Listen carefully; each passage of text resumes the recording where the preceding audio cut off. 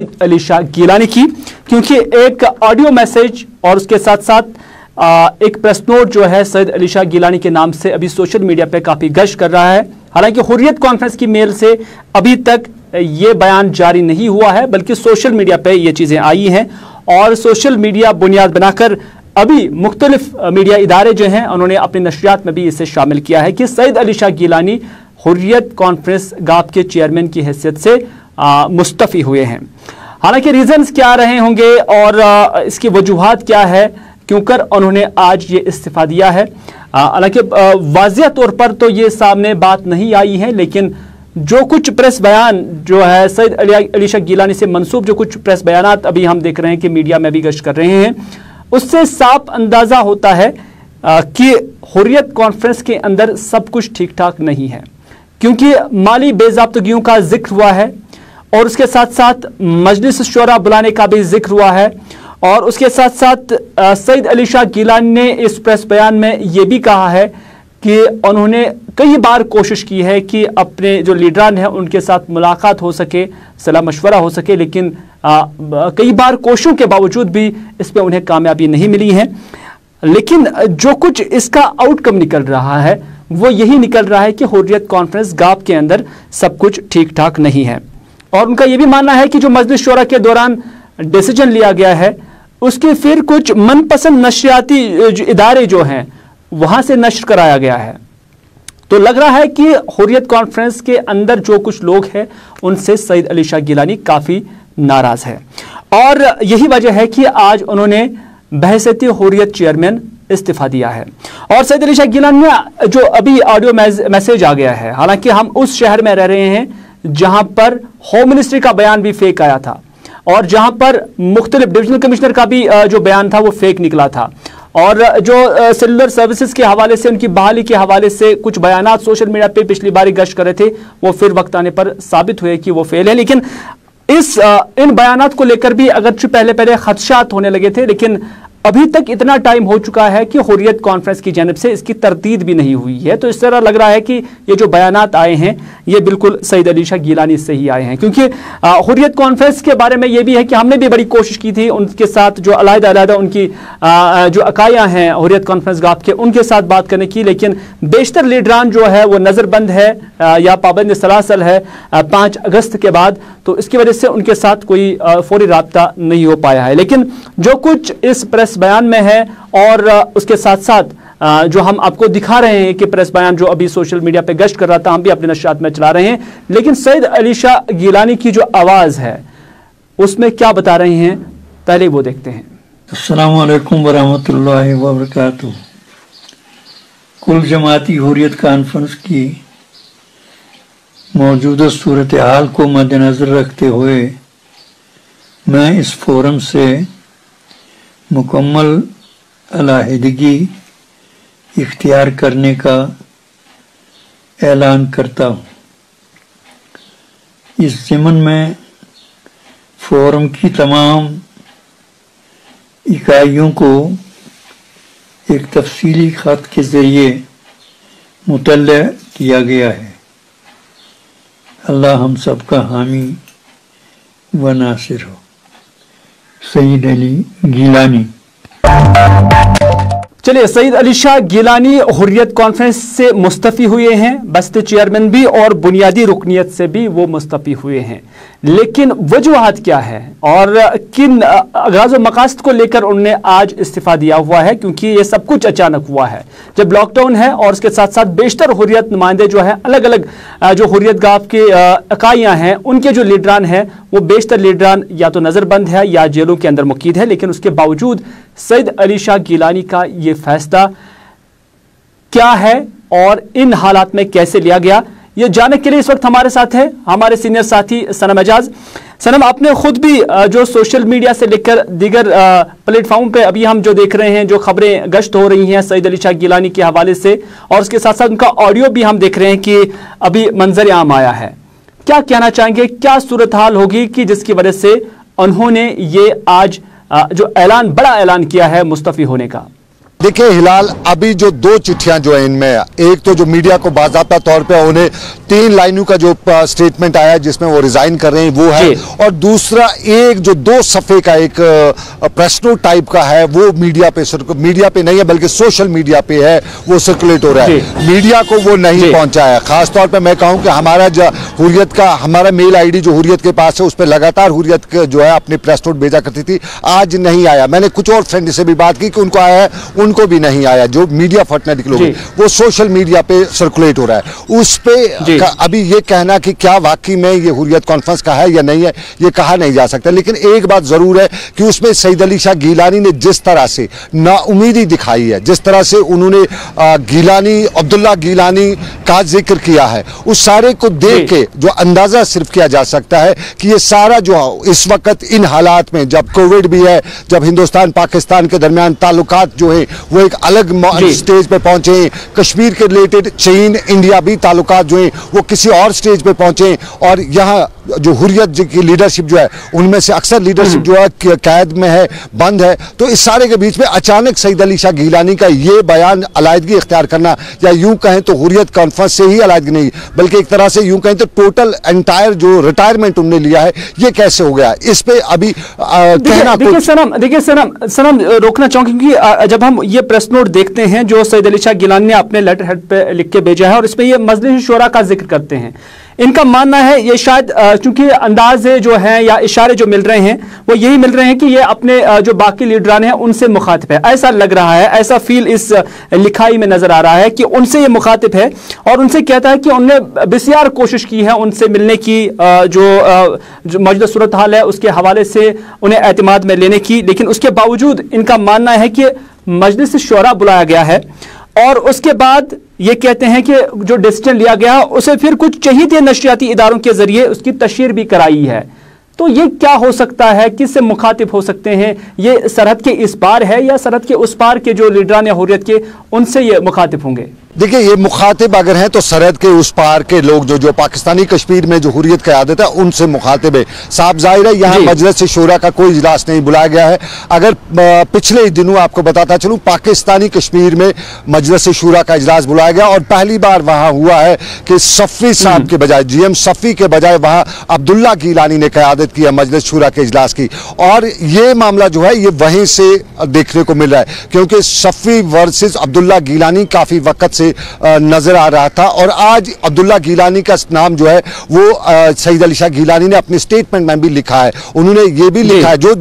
ये अभी ये नहीं कहेंगे कि सईद अली शाह गिलानी का ये जो दूसरा स्टेटमेंट है, जो 2 सफ़ों का स्टेटमेंट है जो सोशल मीडिया पे वायरल, उस स्टेट में अब्दुल्ला गिलानी का नाम भी है। अब्दुल्ला गिलानी और सफ़ी का पार बड़ा आंकड़ा चल रहा था, टांका चल रहा था। ये खबरें काफी वक्त से आ रही थी और ये भी माना जा रहा है कि करीबन पिछले 10-15 दिनों से सफ़ी जो है GM सफ़ी जो है जो पाकिस्तानी कश्मीर में हुर्रियत की क़यादत करते थे वो अपने ऑफिस भी नहीं जाते थे, वो एक तरह से दूर रहते। तो ये मामला जो है, और इसमें यह भी कहना कि यहाँ हमने बड़ी कोशिश की आपसे, सईद अली शाह गिलानी की तरफ से कहना कि मैंने बड़ी कोशिश की आपसे मुलाकात, आपसे राब्ता कायम कर सकूं, नहीं हो सका, आपने नहीं किया। तो बात यहाँ से कश्मीर के बजाय, इस कश्मीर के बजाय उस कश्मीर की है, और उस कश्मीर में क्योंकि अब बेज़ाब्तियों की बात भी है, कहीं एक लफ्ज आप याद करिएगा उसमें बेज़ाब्ती माली बेज़ाब्ती है, तो ये बेज़ाब्तियों का मामला जो है ये उस तरफ का ही मामला दिखाई देता है। कहीं न कहीं सारा मामला जो है LOC के उस तरफ से शुरू हुआ है और आते आते आके हैदरपुरा पहुंचा है।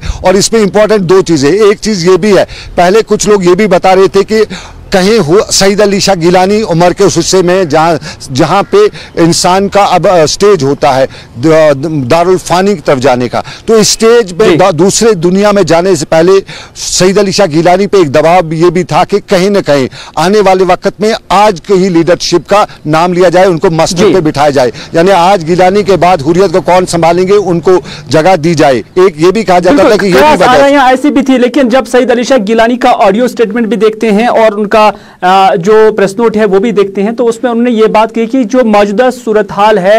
हुर्रियत कॉन्फ्रेंस का, उसको देखते हुए, यानी उन्होंने हालात का जिक्र नहीं किया, उन्होंने अपनी जिस्मानी कुव्वत का जिक्र नहीं किया। हालांकि इस प्रेस नोट में उन्होंने कहा कि जिस्मानी तौर कमजोर थे, लेकिन फिर भी कोई भी चाहे बंदिशें उन पर लगा दी गई हैं, चाहे सेहत का मामला था, वो उनके मिशन में हाइल नहीं बनी थी। हाइल जो बना है वो कुछ और ही है जिसका आपने भी जिक्र किया हुआ है।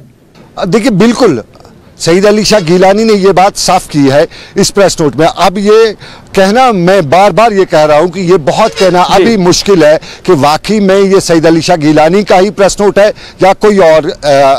किसी और का ये प्रेस नोट है, क्योंकि है तो ये हुर्रियत कॉन्फ्रेंस के ऊपर जो प्रेस नोट का जो लिखा हुआ है, लेकिन अंदर का जो मतन है उस मतन के हवाले से कुछ शक शुबात खड़ा हो रहे हैं। नहीं, बिल्कुल सनम, चूंकि हमने भी सईद अली शाह गिलानी के फर्जंद से बात करने की कोशिश की तो उन्होंने बिल्कुल इस मामले पर कुछ कहने से इनकार किया। और उसके बाद अगर हम सईद अली शाह गिलानी का ही जिक्र करेंगे, उन्होंने कहा है कि उन्होंने इस फैसले के हवाले से जो हुर्रियत गाप की सभी इकाइयां हैं उन्हें मकतूब इरसाल किया है और उन्हें भी मुत्तला किया गया है, लेकिन हमने जो हुर्रियत गाप की ही एक इकाई है अंजुमनी शरीशियां, उनके सरबराह के साथ जब हमारी बात हुई तो उन्होंने भी कहा कि उन्हें इस बारे में कोई मालूमात नहीं है। लेकिन दूसरी जानब जब हम देखते हैं कि जिस तरह से इसकी तशहीर जो है सोशल मीडिया पे हो रही है, मीडिया इदारे भी चला रहे हैं, अभी तक कोई तरदीद भी नहीं आई है, तो इस वजह से लग रहा है कि बिल्कुल हुर्रियत कॉन्फ्रेंस के सईद अली शाह गिलानी का ही स्टेटमेंट है। देखिए, अभी तरदीद नहीं आई है और अभी तरदीद का इंतजार है या नहीं है ये अलग बात है, लेकिन कहीं न कहीं इसके कुछ नुकात जो हैं वो इस सारे मामले में लोगों को में खलफशार पैदा कर रहे हैं कि आखिर खलफशार यही है कि आखिर इस स्टेज पे सईद अली शाह गिलानी को क्या मजबूरी आन पड़ी, और इधर के हालात जो है वो अभी सियासत, उसमें इनके इधर के हालात में सियासत नजर नहीं आ रही है। तो क्या एलओसी के उस तरफ के हालात जो है वहां कई बार सवाल उठ रहा था, जिसे कुछ जो है सेपरेटिस्ट वो कहते हैं कि बेस कैंप है, तो बेस कैंप में क्या हालात है उस पर सवाल उठ रहे हैं। ये बहुत इंपॉर्टेंट है और इसको हुर्रियत को, क्योंकि उनके बेस कैंप के हवाले से, तो हुर्रियत को इसकी सफाई देनी होगी। और ये लगता है मुझे अगर आज नहीं तो कल तक सफाई आई जाएगी कि आखिर क्या वजूहात हुई और उधर क्या हाल है, क्योंकि आम कश्मीरी को उधर के हाल का पता नहीं है, यहाँ के हाल से कश्मीरी वाकिफ है। और यहाँ जो कुछ सिचुएशन है उस सिचुएशन को देखते हुए लग रहा है कि फिलहाल ये सिचुएशन नहीं होनी चाहिए थी यहाँ की सिचुएशन को देखते हुए, लेकिन कुछ न कुछ है। देखिए सनम, अगर सईद अली शाह गिलानी ने इस्तीफा दिया है और कुछ मजबूरियों को लेकर या उन्हें मजबूर किया जा रहा है, जो कुछ भी रीजंस इसके रहे होंगे, तो सेकंड लाइन पे आप किसको देखते हैं? क्योंकि सेकंड लाइन पे जब हम देखते हैं तो मोहम्मद अशरफ सहराई हैं, लेकिन उससे भी सईद अली शाह गिलानी का काफी क्लोज तस्वर किया जाता है। क्या वो जा सकते हैं कि आप वो उनका मनसब संभालेंगे? देखिए, ये तो पहले से तय है कि सईद अली शाह गिलानी के बाद हुर्रियत की क़यादत अशरफ सहराई, मोहम्मद अशरफ खान साहब पर ही होगी। मोहम्मद अशरफ खान साहब जो है वो चूंकि बहुत क्लोज माने जाते हैं सईद अली शाह गिलानी के, और एक वक्त ये भी था जब गांदरबल से उन्होंने सईद अली शाह गिलानी के कहने पर ही अपनी जवानी के दिनों में भी शेख मोहम्मद अब्दुल्ला, जो तब कद्दावर लीडर माने जाते थे, तब उन्हें कुछ लोग कहते थे कि उनका नाम भी पत्तों पे है, नऊज बिल्ला, उन्हें पैगंबरी का दर्जा भी कुछ लोगों ने तब दिया था। तब शेख मोहम्मद अब्दुल्ला के खिलाफ अशरफ सहराई सिर्फ सईद अली शाह गिलानी के कहने पे खड़ा हुए थे और बहुत ही बाएतमाद माने जाते हैं सईद अली शाह गिलानी के। और अब अगर कुछ भी हालत होती है, यूं लगता है कि या तो खुद सईद अली शाह गिलानी उनको उठा के लाते, यहाँ पे बिठाते, लेकिन अब कुछ मजबूरियां होती हैं ऑर्गेनाइजेशन की, तो ऑर्गेनाइजेशनल मजबूरी को देखते हुए ये साफ जाहिर है कि सईद अली शाह गिलानी के बाद सिर्फ मोहम्मद अशरफ सहराई होंगे जिसको हुर्रियत कॉन्फ्रेंस की जो इकाइयां हैं वो तस्लीम करेंगी। चलिए सनम, बहुत बहुत शुक्रिया पूरी तफसीलात देने के लिए, इस मामले को पूरी तरह से एनालाइज करने के हवाले से। चूंकि सनम का मानना है कि यह सरहद पार का भी मसला हो सकता है कहीं ना कहीं, लेकिन दूसरी जानिब देखा जा सकता है कि अगर वाकई यही बुनियाद जो इस प्रेस नोट में लिखा गया है, अगर यही बुनियाद है और उसके बाद सईद अली शाह गिलानी अपने ओहदे से या हुर्रियत कॉन्फ्रेंस से मुस्तफ़ी हो जाते हैं, तो साफ और वाज़ेह हो जाता है कि सब कुछ हुर्रियत कॉन्फ्रेंस गाप के अंदर ठीक ठाक नहीं है। और आने वाले दिनों में हुर्रियत कॉन्फ्रेंस का क्या हाल रहेगा वो फिर देखने वाला होगा। चलिए नाज़रीन, आप देख रहे हैं प्रोग्राम स्पेशल रिपोर्ट अपने मेजबान मीर हिलाल हांजुरी के साथ। और हमने देखा कि जब से एब्रोगेशन ऑफ आर्टिकल 370 हुआ है और उसके बाद यूटी आया है, और यूटी के बाद जो एक डिसीजन लिया गया है डोमिसाइल को लेकर, वो अभी इम्प्लीमेंटेड है और कई हज़ार जो सर्टिफिकेट्स हैं वो जारी की गई हैं। कुछ IAS ऑफिसरान जो है उन्हें भी अब जो जम्मू कश्मीर की शहरियत हासिल हो गई है, लेकिन अभी भी हम देख रहे हैं कि क्लास जो है, पॉलिटिकल जो लोग हैं, उनकी जानिब से डोमिसाइल को लेकर तनकीद लगातार जारी है। हालांकि अभी जो कानून वाजिया है और जो नया कानून बनाया गया है रीऑर्गेनाइजेशन एक्ट के बाद, तो उसके बाद ये कानून बाज़ाब्ता तौर पर एग्जिस्ट कर रहा है, लेकिन कुछ पॉलिटिकल पार्टीज का मानना है कि abrogation of article 370 he unconstitutional है, तो इस वजह से इसकी कोई हैसियत नहीं है। तो इस वजह से मुख्तलिफ पॉलिटिकल पार्टीज या समाजी कारकुनान की जानिब से भी इस पर तनकीद जारी है। और इस हवाले से नेशनल कॉन्फ्रेंस और दीगर लोगों का क्या कुछ कहना है, आइए देखते हैं। बदकिस्मती से आप इस वक्त उस पीआरसी को भी वो अहमियत नहीं दे रहे हैं, बल्कि ये भी आपने सबमिट करनी है, उसके बाद आपको डोमिसाइल मिलेगी। मेरे हिसाब से अगर ऑलरेडी किसी के पास कोई पीआरसी होल्डर है, उसको क्या ज़रूरत है कि आप उससे डोमिसाइल ले रहे हैं। इसका इफेक्ट बिल्कुल हर चीज़ पर पड़ेगा और पड़ भी रहा है। बच्चों के मुस्तकबिल पर तो काफ़ी ज़्यादा असर पड़ा भी है और पड़ भी रहा है। आप जानते होंगे कि 5 अगस्त के बाद आप देख लीजिए हमारे स्कूल जो है कंप्लीटली शट डाउन है। तो इस सूरत हाल में यहाँ का यूथ किस तरीके से कैसे कम्पीट करेगा दूसरे शहरों के बच्चों के साथ, क्योंकि अब जो डोमिसाइल लॉज है उसमें आप अगर यहाँ पर 15 ईयर्स से रह रहे हैं या आपने 10th 7th 7 साल तक यहाँ पर पढ़ा है, 10th या 12th एग्जाम पास किया हुआ है, या आपने 10 साल तक यहाँ पर सर्व किया है, तो उस सूरत में वो खुद शख्स और उसके बच्चे भी यहाँ पर हकदार हो जाते हैं डोमिसाइल सर्टिफिकेट के। मेरे हिसाब से बिल्कुल गलत है। ऑलरेडी हमारी अनएम्प्लॉयमेंट है that is touching the sky. जब तक कि सुप्रीम कोर्ट में जो ऑलरेडी ऑर्गेनाइजेशन एक्ट के खिलाफ ऑलरेडी केस चल रहा है, तो प्रॉपर्टी भी डिमांड करती है। इन सब चीज़ों को स्टॉप करना चाहिए जब तक कि कोई डिसीजन ऑनरेबल सुप्रीम कोर्ट में रीऑर्गेनाइजेशन एक्ट के निस्बत ना आ जाए। देखिए, तालीम की बात करें तो हमारे बच्चे मेरे हिसाब से 2016 से ही इफ़ेक्ट हो रहे हैं। 2016 में जब हुआ बुरहान का वाक़या हुआ या अभी का वाक़या है, तो हर साइड से जो है हम तालीम के हिसाब से, बिजनेस के हिसाब से, ट्रांसपोर्टर्स हमारे जो है बिल्कुल इफ़ेक्ट हुए हैं। हमारी तालीम देखिए, जो ये क्लासेस अभी चल रही है थ्रू इंटरनेट चल रही है, 2G पे उनको बच्चों को तालीम दी जाती है। जो क्लासेस होती थी वो भी पॉसिबल नहीं हुई अगस्त के महीने से। अभी तक हम बिल्कुल ये समझ नहीं आ रहा कि जब आगे हमारा वो स्टूडेंट जाएगा, दूसरी जमात में जाएगा या आगे कॉम्पिटिटिव एग्जाम्स होंगे उनके, तो वो किस निस्बत से उसमें क्या कम्पीट वो दूसरे बच्चे के साथ ऑल इंडिया लेवल में कर सकता है। वो बिल्कुल फेलियर होगा हमारा उस टाइम। देखिए, बाहर के लोग यहाँ पे आएंगे, उससे देखिए पहले ही जो है हमारा पोल्यूशन यहाँ पे जो था, अभी तक पोल्यूशन हमारा बिल्कुल यहाँ पे उतना नहीं था जैसे बाकी जगहों पे था। दूसरे हमारी ज़मीन जो थी वो बिल्कुल जो इन्होंने अकॉर्ड था हमारा इनके साथ, इंडिया के साथ, वादी कश्मीर के, जम्मू कश्मीर और लद्दाख से रिलेटेड, वो बिल्कुल ब्रेक हुआ है। आप खुद जानते हैं इस बारे में। अगर हम कॉन्स्टिट्यूशन ऑफ इंडिया उठा के देखें, 370 जो ख़त्म हो गया हमारा, उस चीज़ से बहुत इम्पैक्ट हमारी नौकरियों पर पड़ा, हमारी ज़मीन पर पड़ा, हमारे कारोबार पर पड़ा। देखिए, हम मानते हैं कि यहाँ पे बाहर की इंडस्ट्रीज़ आएंगी, लेकिन जो कश्मीर एक उतने भी अमीर लोग यहाँ पे नहीं रहते। यहाँ पे तो कोड़े के दाम में हम वो खरीद सकते हैं यहाँ की जमीन, और बहुत ज्यादा इम्पैक्ट इस चीज का पड़ेगा।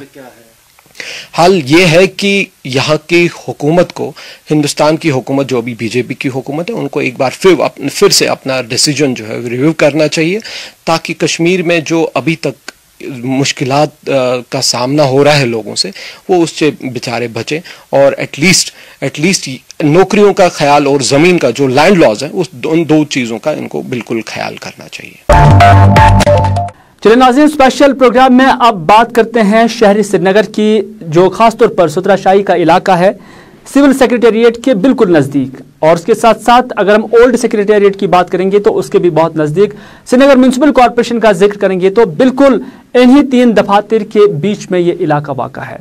और यहाँ के इलाके के लोग जब एहतजाज करते हैं, और वो भी बुनियादी सहूलियात को लेकर, तो बिल्कुल हैरानी हो जाती है। और यहाँ के लोगों का मानना है कि यहाँ जो ड्रेनेज है वो बिल्कुल नाकिस है, और उसके साथ साथ इस इलाके में कम से कम स्ट्रीट लाइट्स होनी चाहिए थी, या कोचों में भी लाइटें होनी चाहिए थी। अब दूर दराज इलाकों में भी ये लाइट्स जो है वो नस्ब की गई है, लेकिन यहाँ पर ये चीज़ नहीं है। तो इस वजह से चिराग तले अंधेरे की मुनासबत से इस इलाके को भी देखा जाता है। यानी चिराग तो पूरे कश्मीर को, या सेक्रेटेरिएट की अगर हम बात करेंगे, अगर वही चिराग है तो पूरे कश्मीर को वो रोशन कर रहे हैं, लेकिन जो सुतराशाही का इलाका है यहाँ तक रोशनी नहीं पहुँची है। ड्रेनेज का सिस्टम जो है वो बिल्कुल नाकारा है। वहाँ के लोगों का मजीद क्या कहना है, आइए उन्हीं की ज़बानें सुनते हैं। महाराजा हरि सिंह के वक्त में ये ड्रेनेज इन्होंने बनाया है, तब से लेके आज तक इस एरिया की तरफ नहीं देखा गया। जो 2014 में सैलाब आया था उसने क्लियर कर दिया ये डाउन एरिया में आता है, और तब से यहाँ पे ड्रेनेज बिल्कुल क्लियर नहीं। हम आज के आपके माध्यम से ये मुतल्लिका हुकाम तक पहुँचाना चाहते हैं, जो यहाँ पे ये ड्रेनेज वगैरह का सिस्टम है और ये रोड्स मैग्नामाइज्ड नहीं है, इनको फुल 4 मैग्नामाइज्ड किया जाए। तो और इसके साथ साथ जो हमारी ये लाइटिंग सिस्टम है इसको भी क्लियर किया जाए। जितने भी एडमिनिस्ट्रेटिव हेड है वो यहाँ पे बैठते हैं, और सिविल सेक्रेटरीट भी यहाँ पे हैं, ओल्ड सेक्रेटरीट भी यहाँ, डीसी ऑफिस भी है यहाँ है, डिविजनल कमिश्नर भी यहाँ पे फायर सर्विस भी यहाँ पे है, यानी कि जितनी भी एडमिनिस्ट्रेशन चलती है उनका हब यहाँ पे है। और अफसोस के साथ कहना पड़ता है जहाँ पे ये इतना बड़ा एडमिनिस्ट्रेटिव हब और उसके अराउंडिंग में ये एरिया आता है, यहाँ पे ये इतनी बुरी हालत है कि हम लफ्जों में बयान करना बहुत मुश्किल है। सुथराशाही जो कि लोकेट है न्यू सेक्रेटेरिएट के सामने, जहां पर आप देखेंगे डिविजनल कमिश्नर साहब कुछ ही दूरी पर हमारे बैठे हैं, और कमिश्नर म्यूनिसिपलिटी, आईजी कश्मीर है, ये जो है फायर सर्विस के हेडक्वार्टर, ये सब जितने भी ऑफिस हैं जो इसके इर्द गिर्द हैं, हम मस्जिद मुस्तफ़ा से कनेक्टेड यहाँ पर इस वक्त ये प्रॉब्लम लेकर आ रहे हैं कि 2014 में जो सैलाब आया था तकरीबन 80% मकान यहाँ पर डैमेज हो गए थे। तो उस वक्त हमारी तकरीबन 18 दिन यहाँ पर पानी रहा, उससे हमारी ये सड़कें बर्बाद हो गई। तो उस दिन से हम आज तक हर दरवाज़ा, हर दफ्तर खटका रहे हैं कि हमें मैग्नेटाइजेशन और इस रोड की मरम्मत कीजिए, लेकिन तब से लेकर आज तक डिपार्टमेंट, गवर्नमेंट टच से मस नहीं हुई। बहुत अफसोस की बात है कि हमारी ये थोड़ी सी हमारी डिमांड आज तक पूरी क्यों नहीं की गई, जबकि इसका एस्टिमेट बन चुका है और इसका टेंडर भी निकाला गया था। उसके बावजूद भी वो काम कहाँ किया गया, किधर किया गया, पता ही नहीं। 2015 में यहाँ पर रात के वक्त 28 मार्च को कुछ गाड़ियाँ मिट्टी लेकर आई, उन्होंने डाल दी और चले गए। उसके बाद हमें ये बोला गया कि हम इसमें मैग्नेटाइजेशन करेंगे, लेकिन तब से लेकर आज तक कोई भी यहाँ पर किसी भी अफसर को हमने नहीं देखा। चलो नाज़रीन, सुथराशाही के बाद अब हम फजलुल्लाह कॉलोनी सोरा का जिक्र करते हैं। यहाँ के लोगों ने भी अब एहतजाजी मुजाहरा किया और यहाँ के लोगों का मानना है कि उन्हें यहाँ पर पीने का पानी दस्तयाब नहीं है। काफ़ी वक्त से वो पानी की किल्लत को लेकर काफ़ी परेशान है। मुत्तल्लिका जो अफसरान हैं उनके पास भी गई हैं, लेकिन अभी भी उनकी जो मुश्किलात है उसका इजाला नहीं हो पाया है। लेकिन इनका ये भी मानना है कि एक स्कीम को मुतारिफ किया गया है और उसके बाद पाइपलाइन भी बिछाई गई है, लेकिन नामालूम वजूहात की बिना पर इस पाइपलाइन पर जो काम है उसे रोक दिया गया है, जिसकी वजह से उनकी परेशानियां मजीद बढ़ गई हैं। मकामी लोगों का मजीद क्या कहना है, आइए देखते हैं। हमारी प्रॉब्लम यह है कि हमें पानी पीने के लिए पानी नहीं है। हम 10 साल से यहाँ मतलब सफ़र कर रहे हैं। हमारी तकरीबन ये 2.5 किलोमीटर पे कॉलोनी फैली हुई है, जिसमें तकरीबन 3,000 के करीब मतलब रहते हैं, लेकिन पानी इस टाइम मतलब हमें है नहीं। हमने तकरीबन 6 महीने से पानी देखा ही नहीं है। यहाँ 1.5 इंच की पाइप लगाई गई है जिसमें पानी कभी आता नहीं, क्योंकि वो उधर हार्डवेयर से आता है और उसको पहले नीचे स्टीप उतरना ही है और उसके बाद फिर चढ़ना, लेकिन यहाँ पानी का एक ड्रॉप नहीं आता है। आजकल इस पैंडेमिक के मतलब वक्त में हम ट्यूबवेल का पानी इस्तेमाल कर रहे हैं जो अनटेस्टेड है। बच्चों को हम वही पिला रहे हैं, फैमिली को वही पिला रहे हैं, जिससे बीमारियाँ फैलने का खतरा बहुत है। हम तमाम क्वार्टर्स में गए, मतलब PHA वालों के पास गए, उन्होंने भी सैंक्शन दे दी है, लेकिन अब लास्ट में हमें R&B के जो मतलब कुछ इंजीनियर साहिबान है वो रोडे अटका रहे हैं। ये जहां से पाइप आई है 5 इंच की पाइप जो लाई गई है,